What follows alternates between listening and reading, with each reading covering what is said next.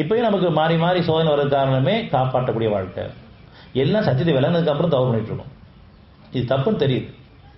அந்த தெளிவு கொடுத்ததுக்கு அப்புறமும் அவன் தொடரும் பொழுது அதில் விலக விரும்பாம அவன்கிட்ட ஒப்படைக்காம அல்லது நம்மளே விளைக்க நினைச்சா கூட தப்பு தான்.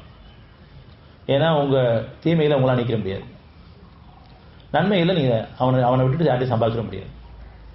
அப்ப தீமைகள் வேணான்னு விரும்புறதும் நன்மைகள் வேணும் விரும்புறதும் அவன்கிட்ட சரணடைகிறதும் அவன்கிட்ட நம்ம குடும்பத்தையும் சமுதாயம் சமர்ப்பிக்கிறதும் இது பாதுகாக்கப்பட்ட வாழ்க்கை.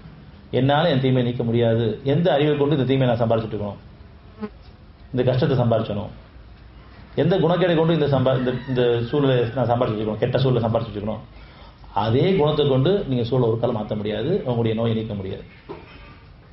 அவனுடைய ஆற்றல் வேணும். இதெல்லாம் பொருள் அடிப்படை அறிவிப்பில் கிடைச்சது. நம்ம நுழைஞ்சிட்டோம், அது சிக்கல்ல சீரழிஞ்சிட்டு இருக்கோம். அவனுடைய ஆற்றலை கொண்டு தான் மீள முடியும், ஒரு காலம் மீள முடியாது. அப்படின்னு சொன்னா ஆற்றல், அவனுடைய ஆற்றல் அவன்கிட்ட மட்டும்தான் இருக்கு.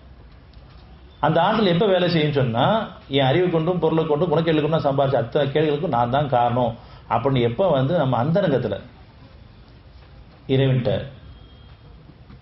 சரணடைகிறோமோ, அவனுடைய தீர்ப்புக்கு, ஆன்மாவின் தீர்ப்புக்கு, மனசாட்சியின் தீர்ப்புக்கு பணிஞ்சு நான் சரணடைகிறோம், அவன்கிட்ட சமர்ப்பிக்கிறோம். இப்ப பாதுகாக்கப்பட்ட வாழ்க்கை, சுகமான வாழ்க்கை. எப்படி எந்த அளவுக்குன்னு சொன்னா, உங்களை நம்மளை அந்த கஷ்டத்தை மீறதே சுகமானமா இருக்கும். மலை போல இருந்தாலும் சரி, நான் யாரையும் குற்றம் வர சொல்லல, மனசை தீர்ப்பு நான் படைஞ்சிட்டேன். என் வேணதான் என்ன சுத்திட்டு இருக்குங்கிற மனசை தீர்ப்பு நான் படைஞ்சிட்டேன். இப்ப நான் ஒட்டே சரணடைறேன், இதுல இருந்து மேல செய்வாயா. இந்த பிரச்சனை, இந்த கஷ்டங்களுக்கெல்லாம் காரணம் நான் மட்டும்தான்,